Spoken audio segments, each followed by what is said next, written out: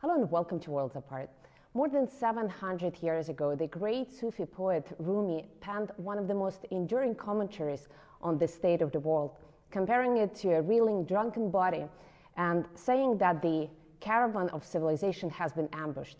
With fools in charge everywhere, he called on true leaders to stand up and be the captains of their ships. Well, what does it take to navigate the dire straits of life, first as a world-class athlete and then as a world leader? Well, to discuss that, I'm now joined by Prime Minister of Pakistan, Imran. Prime Minister, it's great to see you, great to talk to you. Thank you very much for your time. My pleasure. Now, I began with this somewhat verbose introduction, first because I know of your interest in Sufism, and more importantly because I think your whole life in politics and before that is a very colorful and I think very authentic illustration of following your heart's desires, which was very central to Rumi's teachings and the teachings of other mystics. You're going to turn 70 this year. What keeps you powered?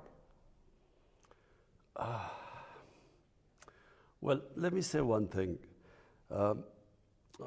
When a human is born,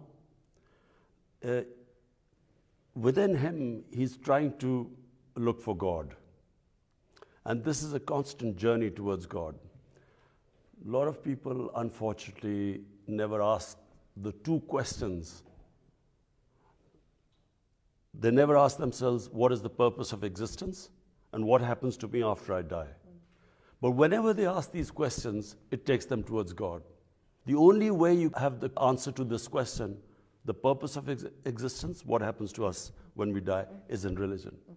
And all religions answer that question. Science doesn't. So the two ways of existence, one is the spiritual and the other is the material. And for me, if you are on the spiritual road, then you will always be looking for how you can face your God after you die, that you have fulfilled your responsibility as a human being. And our responsibility as a human being is, the more God gives us, the more responsibility we have to lift to help other human beings. Well, let's talk about this practical aspect of our lives, helping other human beings and the state of the world, which there are a lot of concerns around the world about where it's moving, many apocalyptic projections. I wonder how you feel about it, and how do you feel about Pakistan's ability to adapt to this shifting landscape? Well, the world faces two huge challenges. One is climate change, where the material existence, when we only live in this world for material well-being, then the classic example is how we imperil our own existence, is what climate change is.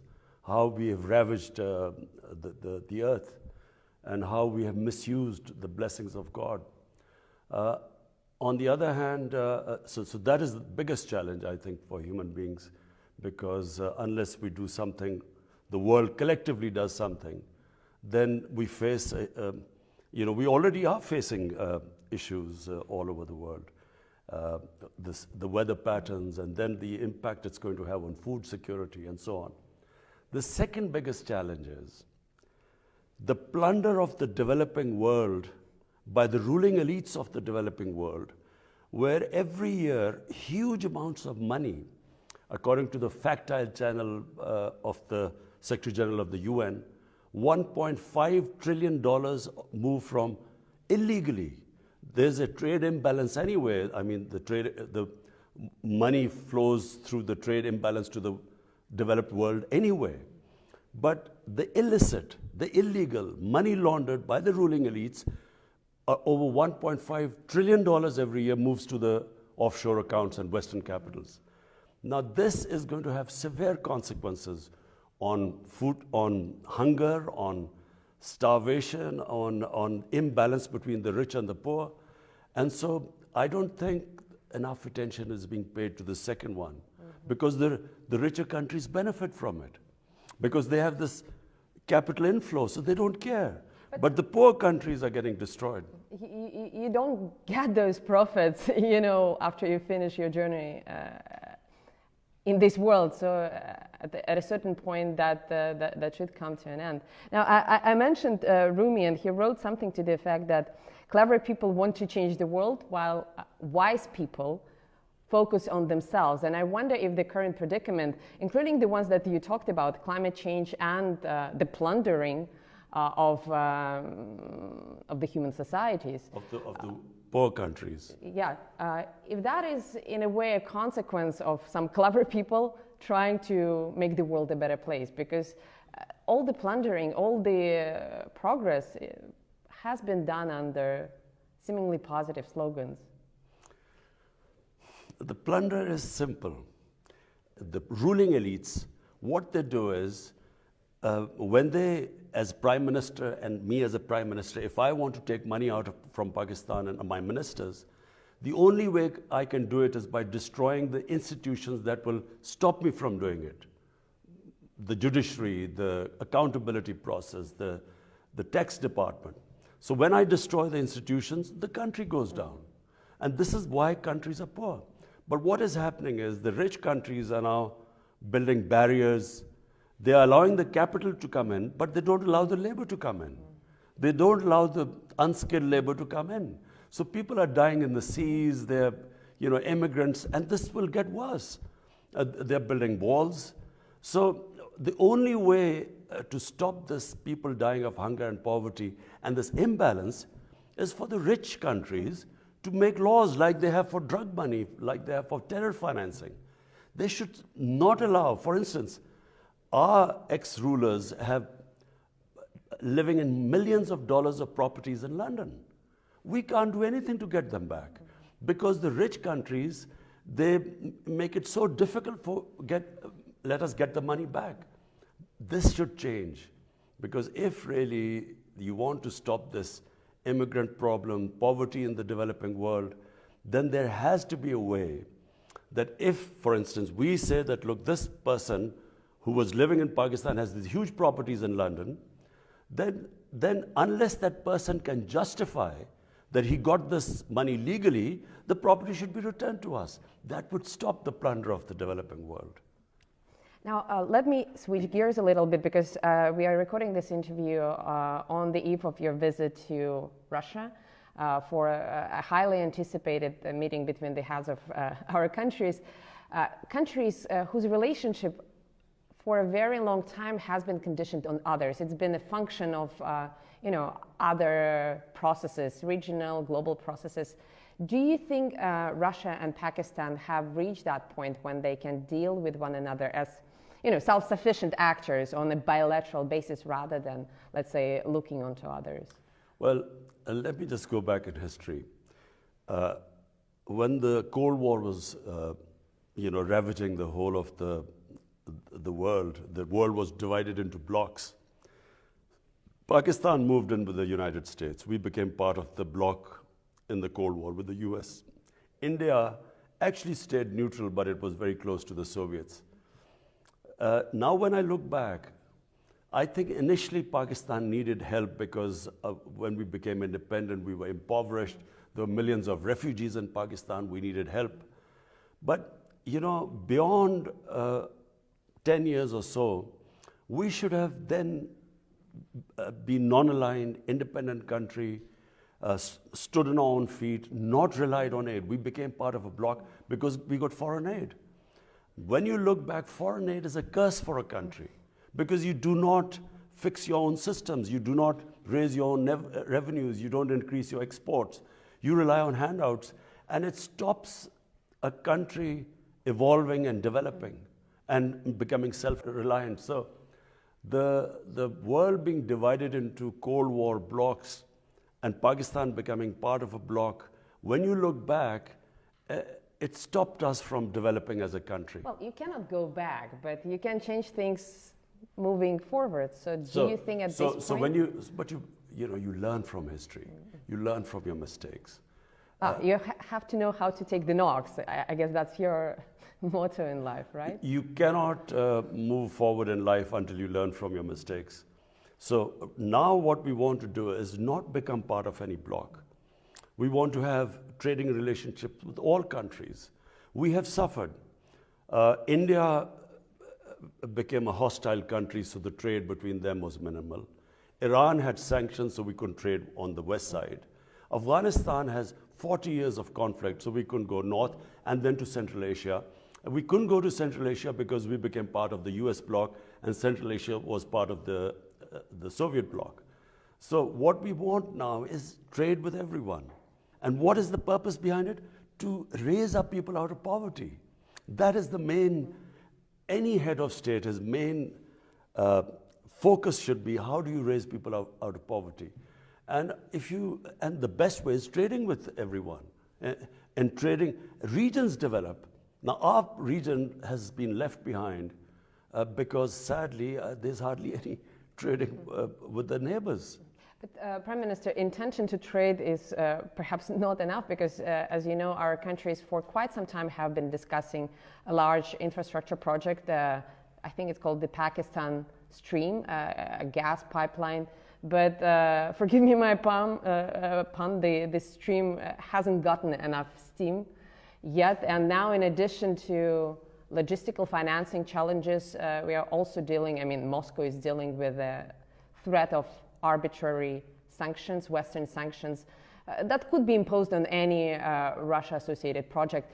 Do you think this project and others will be up and running in our lifetime? Because sure, you are free, technically speaking, you are free to trade with everyone, but you know how geopolitics works, and there are some subtle ways of imposing pressure on international partners.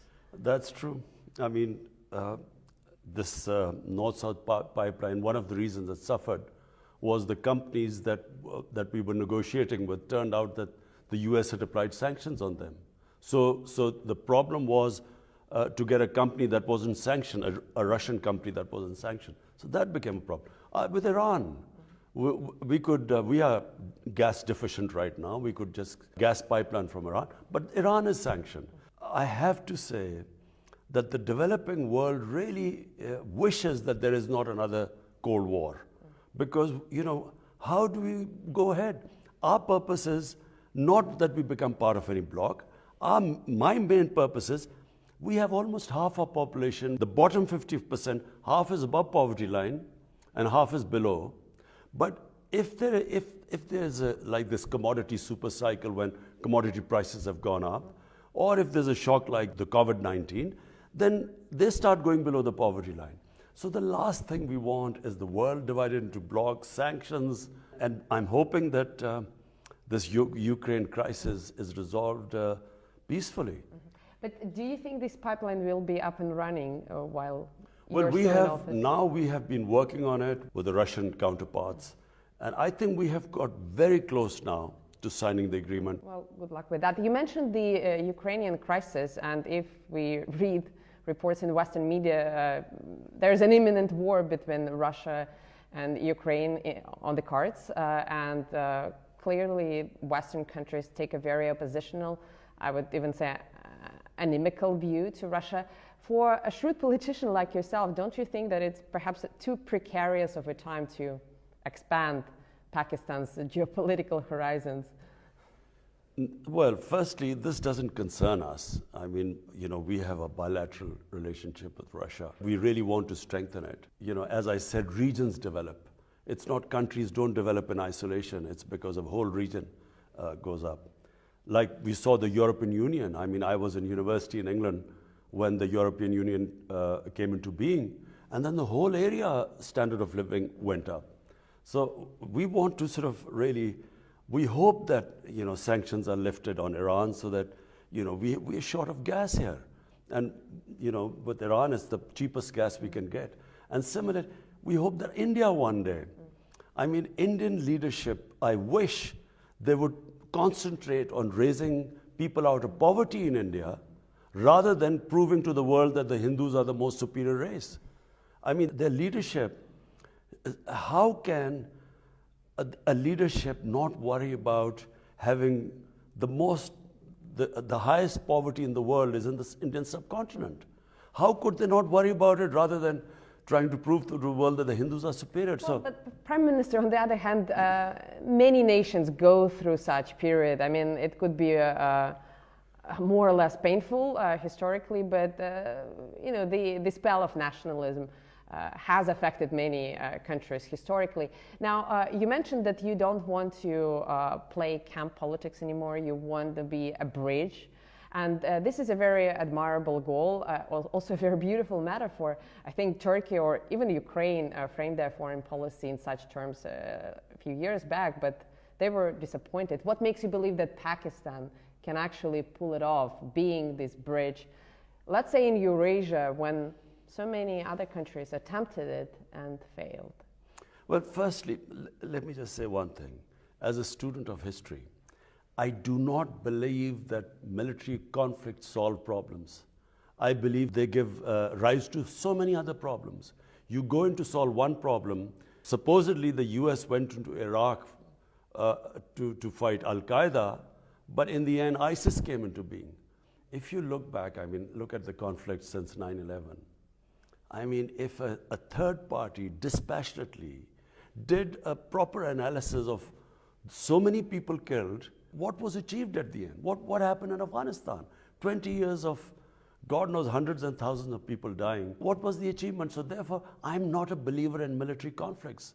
I believe the civilized societies resolve the difference through dialogue. And the countries that rely on military conflict have not studied history properly. Well, they have not studied history properly, and they haven't faced any accountability, because in this day and age, power still, you know, decides what has to be done.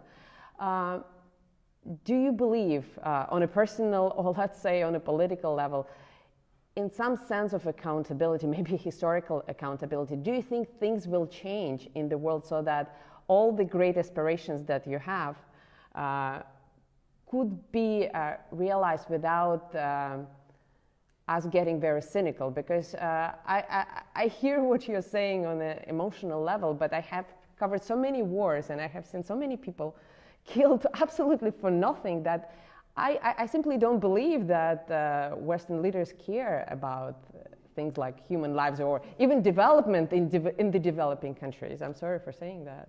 It's true. Most leaders, their main concern is to stay in power. So if to stay in power, you know, there's what they call is a good war, they won't mind loss of few human lives, no, as long as collateral damage. It's not people. It's collateral exactly. damage. I mean, you know, as someone who looks upon the world from a spiritual point of view, I think it is insane to have a conflict with the idea of people dying and thinking that you will get more popular because of that. I think throughout history, you know, human beings have done this. Supposedly great leaders came in and caused death and destruction.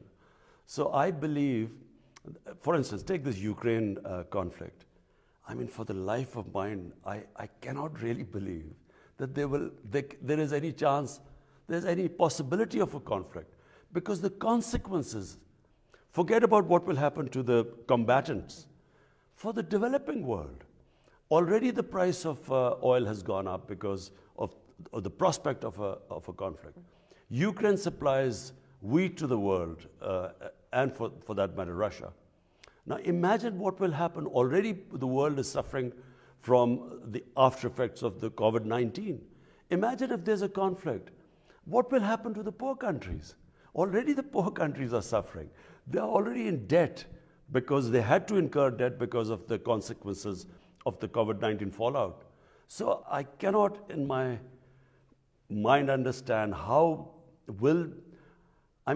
can they even have got this close to a conflict? I can't understand this.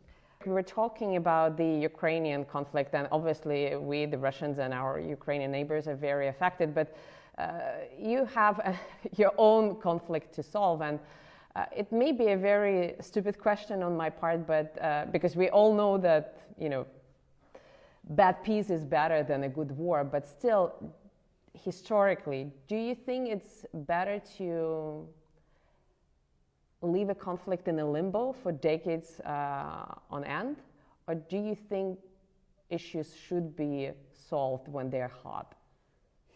You see, if humans want, they can solve any conflict. The problem is that the humans, the leaders, and I'm talking about the leaders, I'm sure people in Ukraine and in Russia, everyone understands that if there's a conflict, there will be consequences. Everyone will be worse. It's not about the people. People on either side don't want this conflict to happen. So exactly. But I think that the leadership in the countries is then stuck that if we withdraw from this position, what will be the consequences to us politically? Because politically there are consequences always. And I think it takes very powerful, great leaders who rise above this and who think about the effects on the human beings. I do want to ask you about great leadership, but very quickly, I know that you have tried to deal with your mutual grievances with India over Kashmir, and I'm sure you're not satisfied with the results of those efforts. Are you going to leave that issue to your successors, or are you still hoping to try something new? You know, when my party came into power in 2018, first thing I did was to reach out to India. And I told them, you know, our only issue is Kashmir. Let's sit down on the table and resolve it. Let's have a roadmap. But I didn't realize, you know, and remember, I'm the one who knows India better than anyone because cricket is a passion, you know, in the subcontinent. And because of, you know, me being captain of cricket here and sort of playing over 10 years against India, I know India better than most people. I know the senior journalists, their politicians, their sports people. So I know India very well. So I immediately reached out. But then I discovered, to my horror, that this is not the India I used to know, because it's been taken over by this mad ideology. It's a racist ideology, which was inspired by the Nazis. The founding fathers were inspired by the Nazis. You can Google on your phone and you can, the founding fathers praised the Nazis, racial superiority, hatred towards the Muslims, towards the Christians. And they look back some 1,000 years how Hinduism was the superior religion and culture. And you see, there's a negative nationalism, there's a positive nationalism. You must distinguish between the two. I can inspire my people by saying, look, you were a great nation, let's now get back again.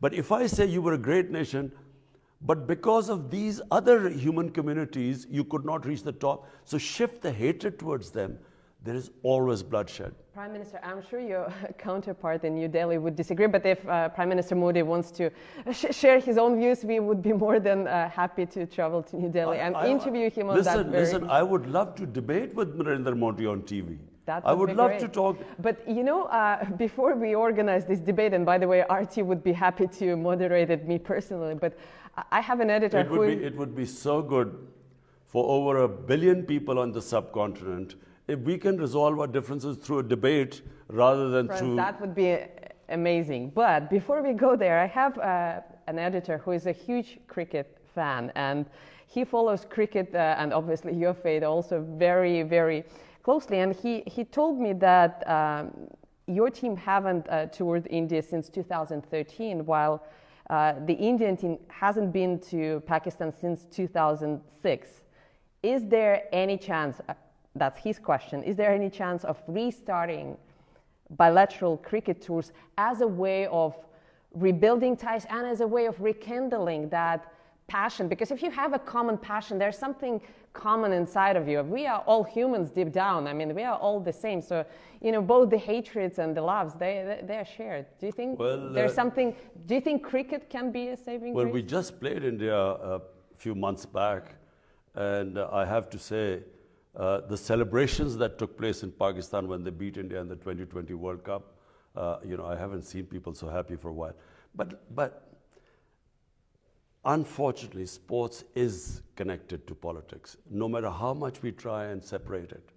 Now, what India has done in Kashmir, it has unilaterally revoked its status, which was a special status, since 75 years, guaranteed the United Nations Security Council guaranteed the people of Kashmir the right to self-determination. So through their own democratic right, they could decide whether they wanted to be Pakistan or India. When they revoked that right, and that was 5th August 2018, that's when unfortunately things have got worse. Now, if we try to pretend everything is normal, it means Pakistan has abandoned the people of Kashmir. So therefore, you know, we played in a third country like, you know, this World Cup. But bilateral ties, I think, will have to wait till there's some sort of a breakthrough here. Now, let me ask specifically about Pakistan, because this year marks the 75th anniversary of your country coming into being, and the figure of Muhammad Ali Jinnah still looms large with his philosophy of marrying modernity with traditional grassroots culture. And I think it's not only in Pakistan, but I see this philosophy coming to prominence all around the world, even in Russia. I think Vladimir Putin subscribes to a similar brand of enlightened conservatism. When you see progressive things around the world, you benefit from them, but you stay true to your sort of your inner core, your collective soul. Mm-hmm. Why do you think it's becoming so popular around the world?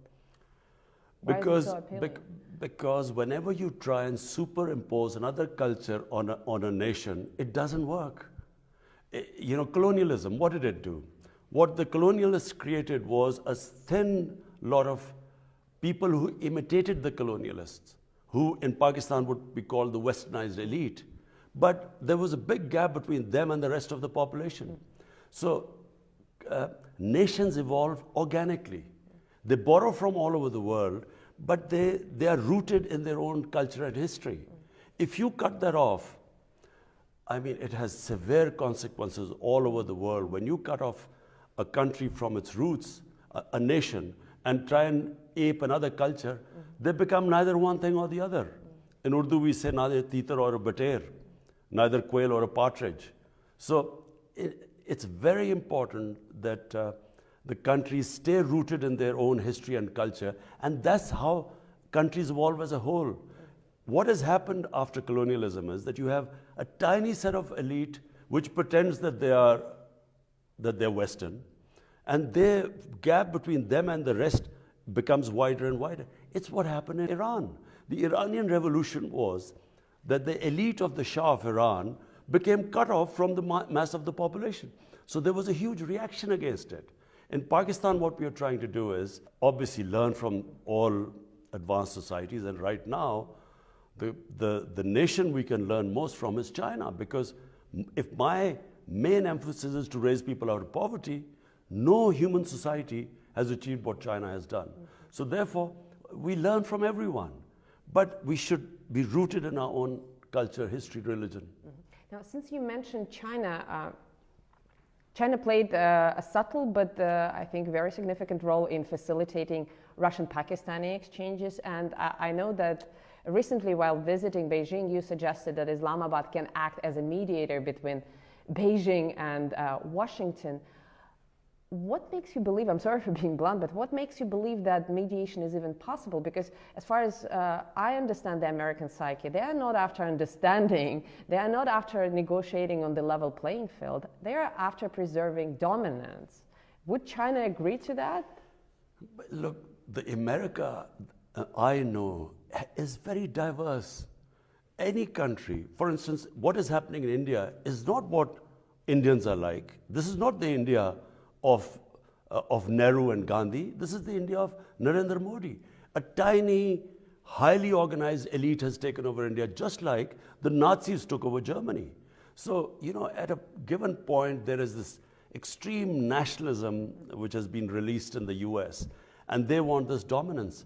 But surely there are sensible voices in the US saying that conflict is where you are heading. Conflict, Cold War is not the way. There is another way where it could be win and win for everyone. And I certainly believe that the cooperation between China and the United States, and even for that matter Russia, will benefit mankind much more than a conflict. I wish I had more time. I have many more questions, but let me ask the final one. And it's a bit cheesy, but I ask it sincerely because you've reached the pinnacle of your sporting career by giving your country its first and only victory in the Cricket World Cup. How do you hope to be remembered? What do you want to give to your people as the Prime Minister? That's a simple answer. I would love to emulate China in terms of bringing people out of poverty. Two things I want. One thing is if I can bring people out of poverty, but related to that is rule of law. You see, problem with poor countries, developing world, is they don't have rule of law. That's why they're poor countries. But even developed world doesn't have the rule of law. They have the international law for everybody else, but not for themselves. Yeah, there are two different things. There's the rule of law within the country, and then rule of law between countries. That doesn't exist. The powerful always want to be above law. But within the countries, countries only prosper when they have rule of law. The third world, or the term banana republic is not because a country is poor because of lack of resources. They don't have rule of law. They have law of the jungle. So human societies are defined by two great things: rule of law and a welfare society. A society that is humane and just and looks after its people who are not so privileged, who are poor. And so that's how I want to be remembered. If I can bring rule of law in Pakistan and raise our people out of poverty on the lines what China has done, I would be able to meet my maker with confidence. Well, best of luck, I'm sure. I mean, you followed all your dreams throughout your life, so it seems like you're on the road. I'm one of those few privileged people who, whatever he asked from the Almighty, he got it. And this is my last wish, that, you know, if I can succeed because I believe that if you have rule of law, and if you can bring people out of poverty and look after a humane society, then you don't have to do it. The society goes up then. You know, a nation rises when it rises inclusively. It doesn't rise when a tiny people keep getting richer and the rest are left behind. It rises what China has done.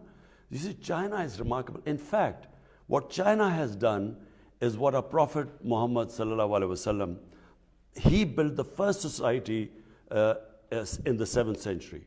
And that society had these two things: rule of law, and it was the first welfare state in the history of mankind. And they became the greatest civilization for hundreds of years. Can I ask you one last question? Because you mentioned the Almighty, and I've been an observer of global politics for quite some time, to believe that any leader can succeed with the help, can only succeed with the help of a higher spirit, whatever we call it. I mean, you know, we have many religions, but at the end of the day, the spirit is one and only. And that force, that higher force, demands of you being true to yourself, being true to the cause that you are serving.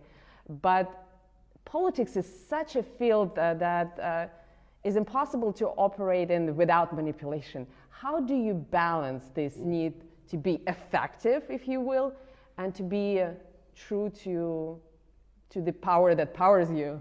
Very simple.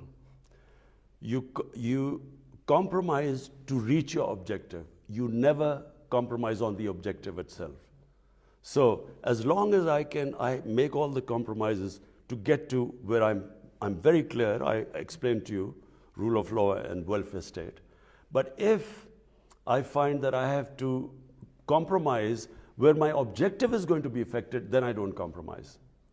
Well, Prime Minister, it's been a great pleasure talking to you. I hope your team receives as much hospitality as we've benefited from here. Best of luck in Moscow, and best of luck for your endeavors. I'm looking forward to my trip to Moscow. Thank you.